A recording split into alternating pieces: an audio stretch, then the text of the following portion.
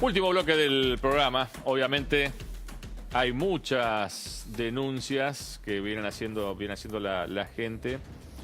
Obviamente habrá que trabajar el tema y la producción se va ocupando. Hablamos con Héctor Edgardo Mazzarotti, ex secretario general de ATE, un histórico de ATE. Todavía sigue trabajando como en el área de transporte, ¿no?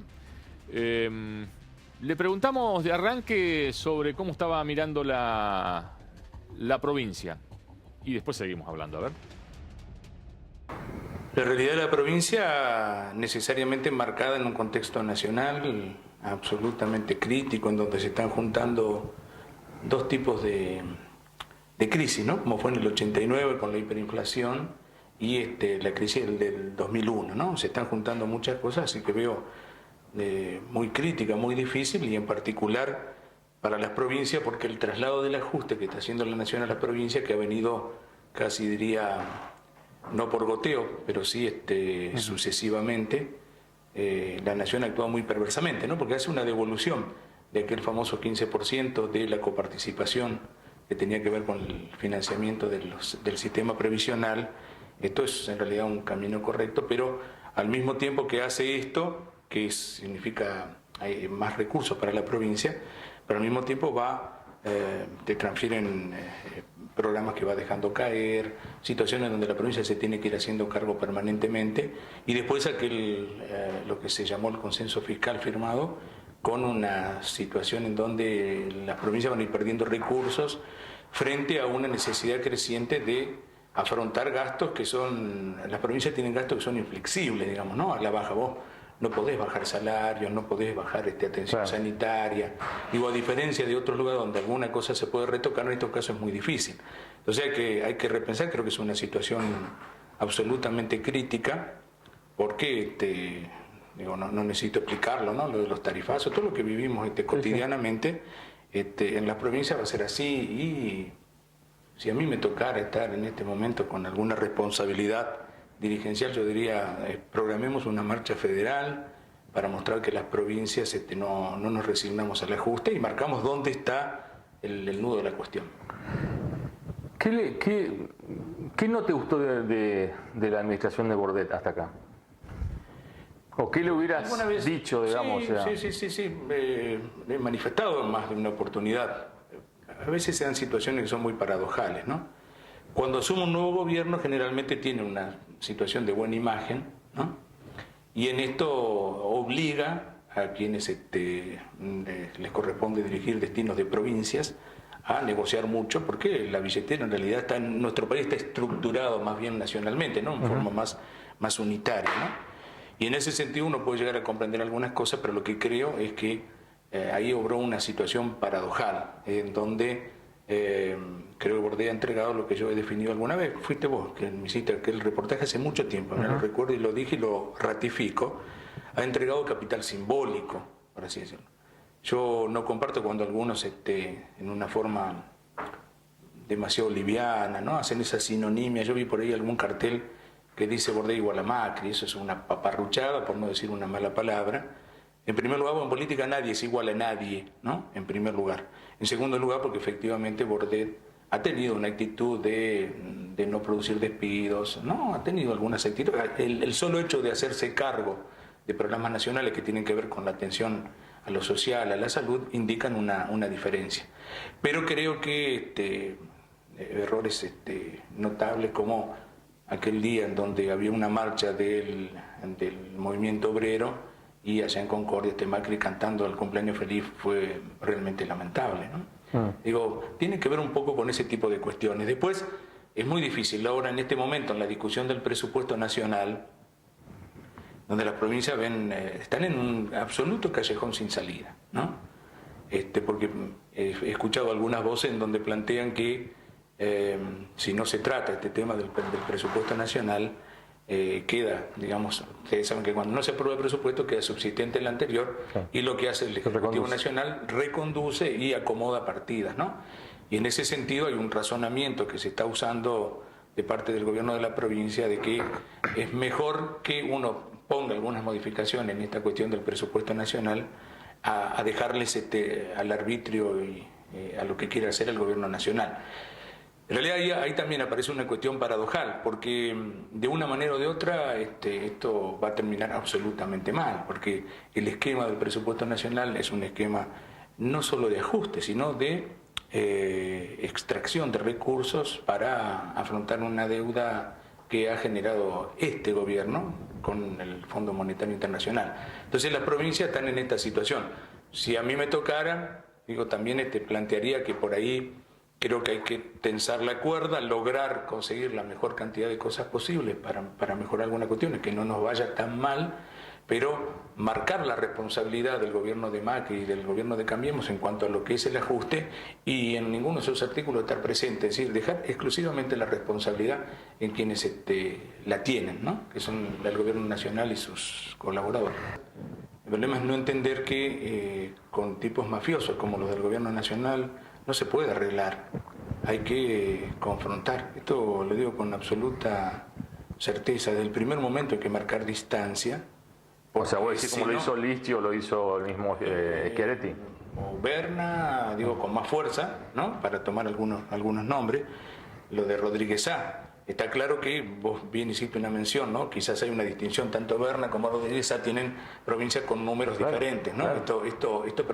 Sin embargo, todas las provincias podrían unificar muchas de sus cosas y discutir mucho más.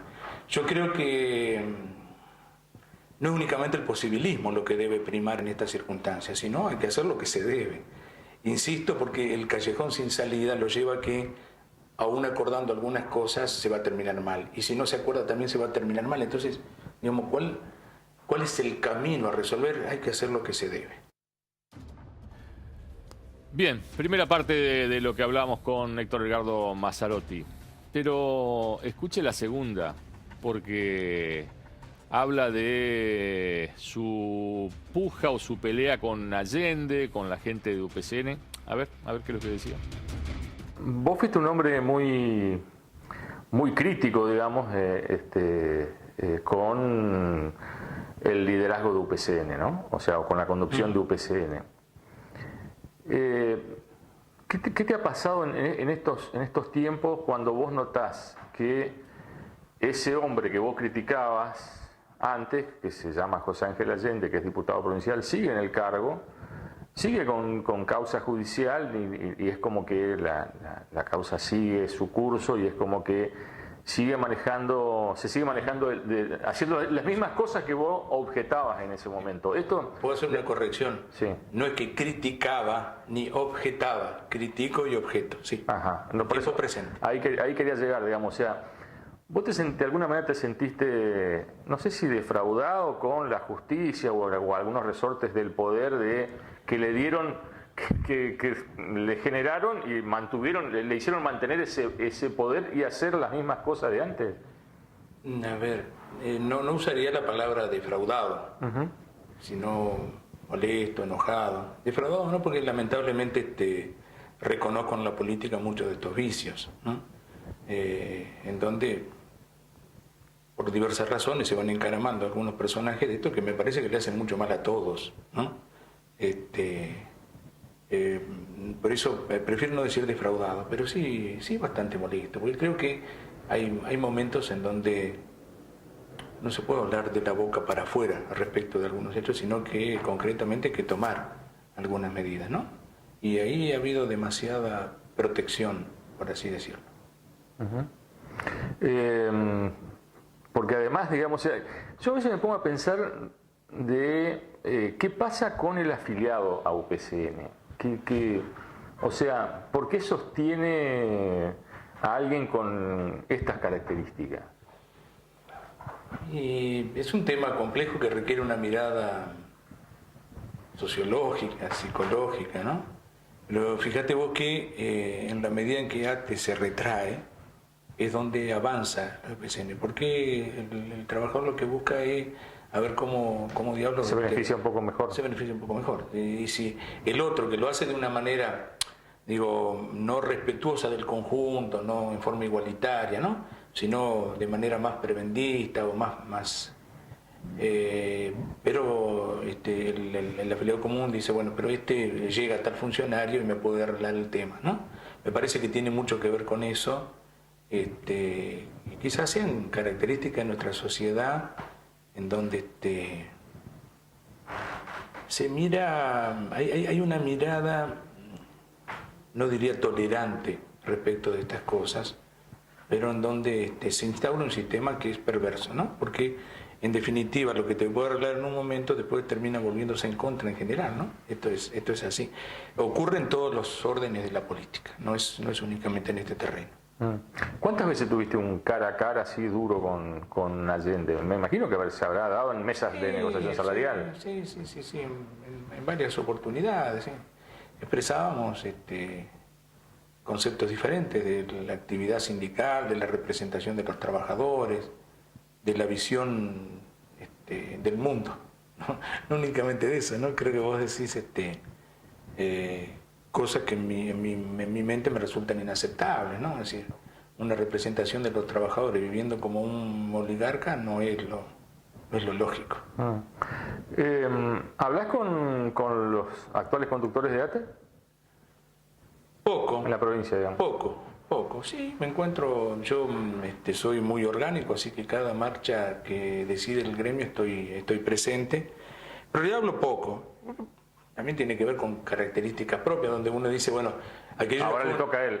Y fue una etapa en la que yo me tocó vivir, es otra etapa. Concluida esa etapa, me parece, es más, hasta me parece que debo ser muy respetuoso de esas instancias que discutan los compañeros trabajadores con quienes están, ¿no? Sí veo cuestiones, creo que